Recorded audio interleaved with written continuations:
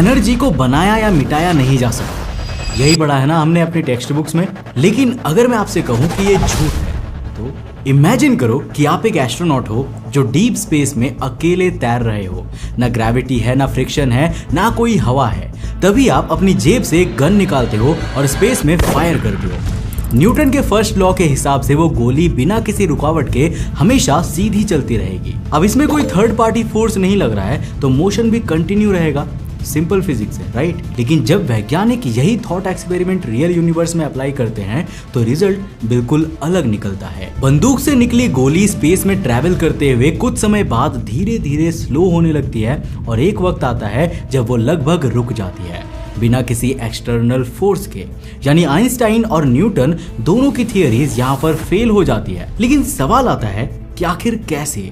आखिर उस बुलेट की एनर्जी कहाँ गायब हो गई? अब आइंस्टाइन अपनी इस थियरी की सबसे बड़ी प्रॉब्लम को मानना ही नहीं चाहते थे। लेकिन बाद में आती है एक यंग साइंटिस्ट जिन्होंने ना केवल आइंस्टाइन को उनकी गलती का एहसास कराया बल्कि थियरी ऑफ रिलेटिविटी के इस होल को भी भर दिया और एक ऐसी रेवोल्यूशनरी थियरी दी जिसने आज के इस पूरी मॉडर्न दुनिया की नींव रखी और जवाब दिया उस पैराडॉक्स का जिसे आइंस्टाइन भी सॉल्व नहीं कर पाए थे कि फोटॉन्स अरबों सालों बाद अंतरिक्ष में ट्रैवल करते हुए अपनी 99% एनर्जी कैसे खो देते हैं और आखिर वो एनर्जी जाती कहाँ है। सो हेलो गाइस, मैं हूं कौशिक और चलिए शुरू करते हैं एक और नए एपिसोड को।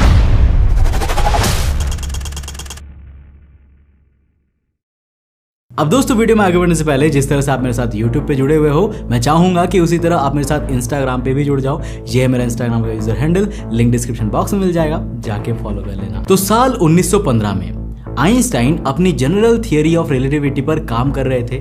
यह थियरी बताती थी कि ग्रेविटी कोई इनविजिबल फोर्स नहीं है बल्कि स्पेस और टाइम का कर्वेचर है। जैसे कि एक हैवी बॉल ट्रैम्पोलिन के सरफेस को नीचे दबा देती है, वैसे ही प्लैनेट्स और स्टार्स स्पेस टाइम में एक कर्व क्रिएट करते हैं जिसके थ्रू दूसरी बॉडीज उसमें मूव करती है। अब आइंस्टाइन के लेक्चर्स गोटिंगन यूनिवर्सिटी में हो रहे थे और पूरा एकेडमिक वर्ल्ड उनकी बातों से फैसिनेटेड था।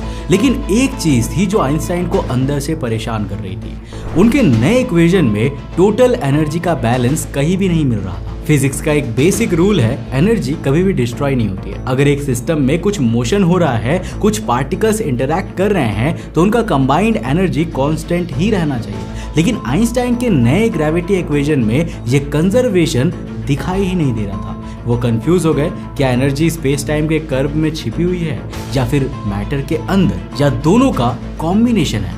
उनका डाउट बढ़ता गया। अब आइंस्टाइन के लेक्चर सुनने वाले एक और ब्रिलियंट माइंड थे, डेविड हिल्बर्ट। वो मैथमेटिक्स के लेजेंड थे। आइंस्टाइन की थियरी से इंप्रेस होकर हिल्बर्ट ने खुद इक्वेशंस एनालाइज करना शुरू किया और उन्होंने कुछ मैथमेटिकल आइडेंटिटीज डिस्कवर की जिनका नाम था बियांची आइडेंटिटीज। ये आइडेंटिटीज मैथमेटिकली ये प्रूव करती थी कि एनर्जी कंजर्व्ड हो सकती है, लेकिन सिर्फ एक खाली परफेक्टली एम्प्टी यूनिवर्स में। मतलब जहां कोई भी स्टार, प्लैनेट, एटम कुछ भी ना हो, सिर्फ खाली वैक्यूम हो। पर हमारा यूनिवर्स तो फुल है गैलेक्सीज, ब्लैक होल्स, स्टार्स और डार्क मैटर से। तो ये सोल्यूशन प्रैक्टिकली बेकार था। हिल्बर्ट ने हाथ उठा दिए। अब आइंस्टाइन ने फिर भी गिव अप नहीं किया। उन्होंने एक नया आइडिया प्रपोज किया। मैटर की एनर्जी और ग्रेविटेशनल फील्ड की एनर्जी दोनों को ऐड करके एक टोटल बनाना चाहिए और उस टोटल को कांस्टेंट मान लेना चाहिए। उन्होंने एक ऐसी इक्वेशन बनाई जिसमें एनर्जी कंजर्व्ड दिखाई देने लगी। लेकिन उस इक्वेशन में ना एक प्रॉब्लमेटिक मैथमेटिकल ऑब्जेक्ट था जिसे सूडो टेंसर कहा जाता है। सूडो टेंसर एक ऐसी चीज होती है जो कोऑर्डिनेट सिस्टम के चेंज होने पर अपनी वैल्यू बदल लेती है। मतलब अगर आप एक ऑब्जर्वर अर्थ पर हो और दूसरा मून के ऑर्बिट में, तो दोनों को सेम एनर्जी का डिफरेंट वैल्यू दिखाई देगा। यानी एनर्जी का एग्जिस्टेंस ऑब्जर्वर के फ्रेम पर भी डिपेंड करता है। ये जनरल रिलेटिविटी के बेसिक रूल जनरल कोवेरियंस के बिल्कुल अगेंस्ट था। दोस्तों, ट्राई किया क्या? मैंने किया। फाइनली एक सॉफ्टवेयर जो एक्चुअली काम करता है और की भी नहीं चाहिए। अभी मैं कॉल पे हूँ एक रियल जीनियस कुणाल के साथ। ब्रो, सब पागल हो रहे हैं इस टूल के लिए। क्या सीक्रेट है इसका? Finally a real working software. No keys, no fake promises, nothing fake. Watch carefully, I'll show you how it works. I see a prediction. Now let's try and go for an auto cash out.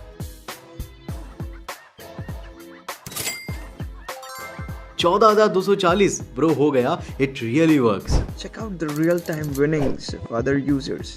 Now it's time, let's go bigger. बिल्कुल भाई, 40,000 देख लिया। Easy and fast, भाई। सिर्फ कुछ ही minute में withdraw भी हो गया। भूल जाओ सब, ये है वो सॉफ्टवेयर जो एक्चुअली काम करता है। सिर्फ 3 स्टेप्स फॉलो करो और अभी ले लो। डिस्क्रिप्शन या पिन कमेंट का टेलीग्राम लिंक खोलो, गेट बटन दबाओ और कुणाल को मैसेज करो, वो तुम्हें हैकबोर्ड देगा और फिर गेम शुरू। फाइनली मिस मत करना ये चांस, बिना की एक्सेस के फ्री सॉफ्टवेयर लो, सिर्फ कुणाल से लो और स्टार्ट करो अपना नया एक्सपीरियंस। आइंस्टाइन अपनी ही थियरी के रूल्स तोड़ रहे थे सिर्फ एनर्जी कंजर्वेशन बचाने के लिए। ये सब देखकर फिजिसिस्ट और मैथमेटिशियंस कंफ्यूज हो गए। एक तरफ थियरी का स्ट्रक्चर मैजेस्टिक था, curved space time, geodesics, tensors, सब कुछ प्रिसाइज, लेकिन एनर्जी जैसे फंडामेंटल चीज का कोई भी स्टेबल एक्सप्लेनेशन नहीं मिल पा रहा था। आइंस्टाइन अपने इक्वेशंस को बार बार मॉडिफाई कर रहे थे, लेकिन सॉल्यूशन फिर भी सही से फिट नहीं बैठ रहा था। उनकी थियरी एक जगह पर अटक चुकी थी और इसी मोमेंट पर विज्ञान के स्टेज पर एंट्री होती है एक ऐसे इंसान की जिसका नाम उस वक्त किसी ने भी नहीं सुना था।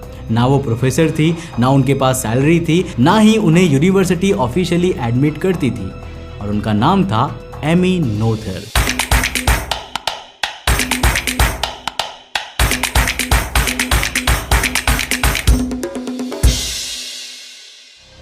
जिन्होंने ना सिर्फ आइंस्टाइन की रिलेटिविटी थियरी के इस होल को भरा, बल्कि एक ऐसी थियरी दी जिसने इंसानों के सामने ब्रह्मांड की वर्किंग के सीक्रेट पैटर्न को रिवील कर दिया, जिसका नाम था सिमेट्री। इस एक वर्ड में हमारी पूरी फिजिक्स, यूनिवर्स और क्वांटम वर्ल्ड की पूरी नॉलेज समाई हुई है। पर आखिर कैसे?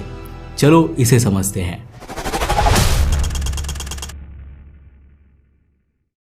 तो साल 1915 के यूरोप में एक यंग वुमेन क्वाइटली चौक से ब्लैक बोर्ड पर इक्वेशंस लिख रही थी। ना प्रेस कॉन्फ्रेंस, ना अवार्ड्स, ना अपलॉज, सिर्फ एक दिमाग जो उस वक्त के सबसे कॉम्प्लेक्स थियोरेटिकल प्रॉब्लम्स को साइलेंटली तोड़ रहा था।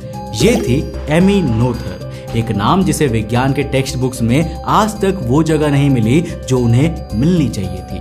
पर जो काम उन्होंने किया ना, उस पर आज हमारा पूरा फिजिक्स और यूनिवर्स का ज्ञान टिका हुआ है। अब नोथर जर्मनी के एलागेन यूनिवर्सिटी में पढ़ी थी, पर एक स्टूडेंट के रूप में नहीं, बल्कि एक ऑब्जर्वर के तौर पर। उन्हें यूनिवर्सिटी में आने की इजाजत तो थी, पर उन्हें ऑफिशियली एडमिशन नहीं दिया गया था, क्योंकि वो एक औरत थी।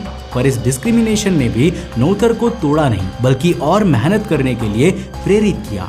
क्वाइटली उन्होंने सब कुछ सीखा, अपने प्रोफेसर्स, यहाँ तक कि उस फील्ड के टॉप के मैथमेटिशियंस और वैज्ञानिकों से भी बेहतर सीखा। नोथर को यह समझ में आने लगा था कि अगर किसी ऑब्जेक्ट या फंक्शन को ऐसे बदला जाए कि उसकी आइडेंटिटी ना बदले, तो वो एक सिमेट्री है। चाहे वो एक ट्रायंगल को मिरर में रिफ्लेक्ट करना हो या किसी ग्राफ को थोड़ा सा शिफ्ट करना, अगर उसका नेचर वैसा का वैसा ही रहता है तो वो सिमेट्री के अंडर आता है। ये आइडिया सिंपल लगा, लेकिन उसके कॉन्सिक्वेंसेस फिजिक्स के लिए रेवोल्यूशनरी बन गए। नोथर ने देखा कि फिजिक्स के सारे कंजर्वेशन लॉज, जैसे कि एनर्जी, मोमेंटम और एंगुलर मोमेंटम, इन्हीं सिमेट्रीज के रिजल्ट हैं, और उसी ऑब्जर्वेशन ने जन्म दिया नोथर्स फर्स्ट थ्योरम को, एक मैथमेटिकली प्रूवन रूल जो बताता है हर कंटिन्यूअस सिमेट्री का एक कंजर्वेशन लॉ होता है। अब इसे ना एक एग्जांपल से समझते हैं कि ये सिमेट्री क्या है और कैसे काम करती है। तो देखो, सिमेट्री का मतलब था कुछ बदलने के बावजूद सिस्टम के रूल्स कांस्टेंट रहना। फॉर एग्जांपल, अगर आप एक एक्सपेरिमेंट दिल्ली में करते हो और वही एक्सपेरिमेंट मुंबई में करते हो और दोनों जगह रिजल्ट सेम आता है ना,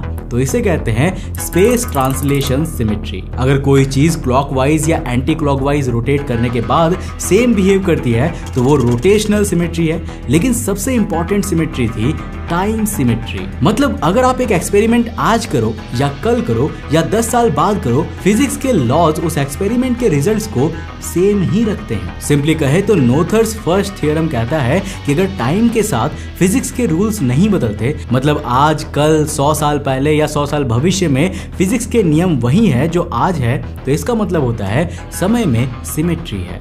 जिस कंडीशन में एनर्जी कंजर्व्ड होगी, यानी इस कंडीशन में अगर कोई बुलेट फायर होती है तो वो आइंस्टाइन और न्यूटन के लॉज का पालन करेगी और हमेशा अंतरिक्ष में उसी स्पीड और फोर्स से ट्रैवल करती रहेगी जब तक उसे कोई एक्सटर्नल फोर्स ना रोक दे। लेकिन क्या असलियत में यूनिवर्स ऐसा ही है? वेल, नहीं है, क्योंकि अभी तक हमने नोथर के सॉल्यूशन का आधा हिस्सा देखा है, जिसमें आइंस्टाइन की रिलेटिविटी थियोरी की ही तरह एक होल था। पर आइंस्टाइन और हमारे सवालों का पूरा जवाब हमें मिलता है नोथर की दूसरी थियरम से, जो पहली थियरी के कंक्लूजन की तरह एक्ट करती है। तो देखो, जब हम दूर ब्रह्मांड से आने वाली किसी लाइट को ऑब्जर्व करते हैं, चाहे वो यूनिवर्स के एज से आने वाली माइक्रोवेव बैकग्राउंड रेडिएशन हो या लाखों करोड़ों लाइट ईयर्स दूर मौजूद स्टार्स और ब्लैक होल्स के एक्रेशन डिस्क का रेडिएशन, सभी में हमें एक खास पैटर्न देखने को मिलता है। ये सभी फोटॉन्स ना अंतरिक्ष में लाखों करोड़ों या फिर अरबों लाइट ईयर्स का सफर करने के बाद हमारे टेलीस्कोप्स द्वारा ऑब्जर्व किए जाने तक अपनी ऑलमोस्ट 99.9% एनर्जी खो चुके होते हैं। यानी जो फोटॉन्स हमसे अरबों लाइट ईयर्स दूर अल्ट्रा वायलेट वेवलेंथ में हाई एनर्जी के साथ जन्म हुए थे ना, वो ब्रह्मांड में केवल ट्रैवल करने के दौरान बिना किसी टकराव के भी अपनी 99% एनर्जी खोकर रेडियो वेव्स या फिर माइक्रोवेव्स में बदल चुके होते हैं। यानी उसकी एनर्जी 99.9% डिसअपीयर हो जाती है। और आखिर वो एनर्जी जाती कहां है?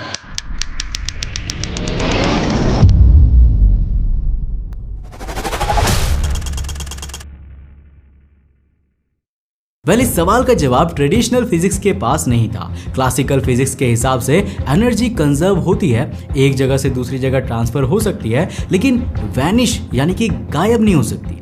लेकिन जब फिजिसिस्ट ने एक्सपैंडिंग यूनिवर्स को सीरियसली देखना शुरू किया ना, तो उन्हें एक अनकंफर्टेबल सच समझ में आया।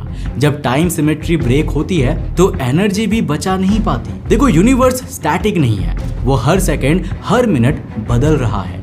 गैलेक्सीज दूर जा रही है, स्पेस लगातार खिंच रहा है और ये एक्सपेंशन कभी रुक ही नहीं रही है। अब जब हम छोटे टाइम स्केल्स पे एक्सपेरिमेंट करते हैं, जैसे एक लेबोरेटरी में, तब लॉज सेम ही दिखाई देंगे। आज करोगे या कल रिजल्ट सेम ही मिलेगा। लेकिन जब टाइम स्केल मिलियन या फिर बिलियन ईयर्स का हो जाता है, तब सिमेट्री ब्रेक होने लगती है। और जहां सिमेट्री नहीं होती, वहां नोथर का पहला थियरम फेल हो जाता है। उस कंडीशन में अब एनर्जी भी कंजर्व नहीं होती। यही वो पॉइंट था जहां नोथर ने अपना दूसरा थियरम डेवलप किया, एक ऐसा कॉन्सेप्ट जिसमें कंजर्वेशन लॉ की जगह एक और चीज होती है, कंटिन्यूटी इक्वेशन। पहला थियरम स्टैटिक और सिमेट्रिकल सिस्टम के लिए था, यानी एक ऐसा यूनिवर्स जो थमा हुआ है, जहां ना कोई एक्सटर्नल फोर्स है, ना वो यूनिवर्स खुद मूव हो रहा है। लेकिन नोथर का दूसरा थियरम उन सिस्टम्स के लिए था जो डायनेमिक होते हैं, मतलब ऐसा यूनिवर्स जहां स्पेस टाइम कॉन्स्टेंटली इवॉल्व करता है। ऐसे यूनिवर्स में एनर्जी कंजर्वेशन का नियम भी इवॉल्व होगा, वो बदलेगा भी और ब्रेक भी होगा, क्योंकि बड़े टाइम फ्रेम में स्पेस टाइम कर्व बढ़ने के कारण जब ग्रेविटी स्पेस को बेंड करती है या जब यूनिवर्स एक्सपैंड करता है, तब स्पेस टाइम में छोटे छोटे क्रैक्स आते हैं, जिनके थ्रू एनर्जी लीक होने लगती है। ना वो एनर्जी किसी और डायमेंशन में जा रही है, ना डार्क मैटर में बदल रही है, बल्कि खुद स्पेस टाइम के कर्वेचर में समा रही है। सिंपली नोथर का सेकंड लॉ जो इवॉल्व हो रहे, एक्सपैंड हो रहे हमारे यूनिवर्स पर लागू होता है। वो कहता है कि यूनिवर्स स्केल पर यूनिवर्स के लगातार इवॉल्व होने और स्पेस टाइम के एक्सपैंड होने से टाइम में जो सिमेट्री ब्रेक होती है ना, वो एनर्जी कंजर्वेशन को भी ब्रेक कर जाती है। और ऐसे यूनिवर्स में बड़े टाइम स्केल या बड़े रीजन में एनर्जी कंजर्वेशन का नियम लागू नहीं होता है। इन शॉर्ट कहा जाए तो नोथर के सेकंड थ्योरम ने दिखाया कि एनर्जी का एक लोकल सेंस तो बचा रहता है, मतलब छोटी रीजन्स में आप फिर भी इक्वेशन लिख सकते हो, लेकिन ग्लोबली एनर्जी का कोई परफेक्ट डेफिनेशन नहीं बचता। जब आप पूरे यूनिवर्स को एक यूनिट मानकर कैलकुलेट करते हो तो आपको दिखता है कि कुछ एनर्जी यहाँ पर मिसिंग है, और ये एनर्जी लॉस किसी रूल को नहीं तोड़ता, बल्कि यूनिवर्स के एवोल्यूशन और स्पेस टाइम एक्सपेंशन से सिमेट्री के टूटने का नेचुरल रिजल्ट होता है। यही रीजन है कि जब हम कॉस्मिक माइक्रोवेव बैकग्राउंड रेडिएशन को देखते हैं ना, जो यूनिवर्स की ओल्डेस्ट लाइट मानी जाती है, उसकी एनर्जी रेड शिफ्ट होने के कारण ऑलमोस्ट खत्म हो चुकी है। यानी अपनी इन दोनों थ्योरम से नोथर ने ये प्रूव कर दिया था कि टाइम सिमेट्री का मतलब ही होता है एनर्जी कभी क्रिएट या डिस्ट्रॉय नहीं होती, सिर्फ ट्रांसफॉर्म होती है। नोथर का ये सोल्यूशन इतना सॉलिड था कि जब डेविड हिल्बर्ट ने इसे पढ़ा तो उन्हें यकीन नहीं हुआ कि जिस प्रॉब्लम को लेकर दुनिया के सबसे जीनियस इंसान कहे जाने वाले आइंस्टाइन खुद इनिशियली कंफ्यूज थे, नोथर ने उसका सोल्यूशन निकाल लिया था। और सिर्फ सोल्यूशन ही नहीं निकाला बल्कि ये भी बताया कि अगर आप सिमेट्री के रूल्स को तोड़ते हो तो आप कंजर्वेशन लॉज भी स्टेबल नहीं रख सकते। नोथर ने फिजिक्स को एक नई डिक्शनरी दी जहां हर रूल का एक हिडन पैटर्न था और वो पैटर्न सिमेट्री के थ्रू डिकोड किया जा सकता था। अब नोथर का ये थ्योरम क्लासिकल सिस्टम के लिए नहीं था बल्कि इसने फ्यूचर के क्वांटम मैकेनिक्स, फील्ड थियरीज और इवन पार्टिकल फिजिक्स को भी ट्रांसफॉर्म कर दिया था। जब फिजिसिस्ट ने क्वांटम वर्ल्ड में इलेक्ट्रॉन के बिहेवियर को ऑब्जर्व किया तो उन्हें यह पता चला कि इलेक्ट्रॉन्स के पास एक हिडन फेज होता है, एक इनविजिबल डायरेक्शन जिसे रोटेट किया जा सकता है। अब अगर आप सभी इलेक्ट्रॉन्स के फेज को एक साथ शिफ्ट करोगे तो उनका बिहेवियर नहीं बदलता। एक और सिमेट्री, और उस सिमेट्री का मतलब था इलेक्ट्रिक चार्ज कंजर्व्ड होता है। नोथर के थ्योरम्स की वजह से वैज्ञानिकों को पहली बार यह समझ में आया कि जो फंडामेंटल पार्टिकल्स होते हैं ना, उनका एग्जिस्टेंस भी सिमेट्री से लिंक्ड है। बाद में इस फ्रेमवर्क ने स्टैंडर्ड मॉडल को जन्म दिया जिसने क्वार्क्स, लेप्टॉन्स, बोसोन्स सब कुछ सिमेट्री के बेसिस पर डिफाइन किया गया। इवन हिग्स बोसोन पार्टिकल जिसे गॉड पार्टिकल कहा गया वो भी इसी थियरी के फ्रेमवर्क से प्रिडिक्ट किया गया था। और यही नोथर का सबसे बड़ा कंट्रीब्यूशन था। उसने बताया कि यूनिवर्स के कुछ पार्ट्स में लॉज चेंज हो सकते हैं और फिर भी फिजिक्स वैलिड रहता है। अगर सिमेट्री है तो कंजर्वेशन मिलेगा, अगर सिमेट्री ब्रेक हो रही है तो एनर्जी भी लीक हो सकती है। और ये कोई गलती नहीं बल्कि नेचर का कोर डिजाइन है। अब अगर इस पूरे वीडियो का कंक्लूजन दूं तो आइंस्टाइन की रिलेटिविटी थियरी जिस एनर्जी कंजर्वेशन को तोड़ रही थी ना, वो गलत नहीं थी। सही मायनों में वो थियरी बिल्कुल सही थी क्योंकि वो हमारे से स्पेस टाइम कर्वेचर और एक्सपैंडिंग यूनिवर्स के मुताबिक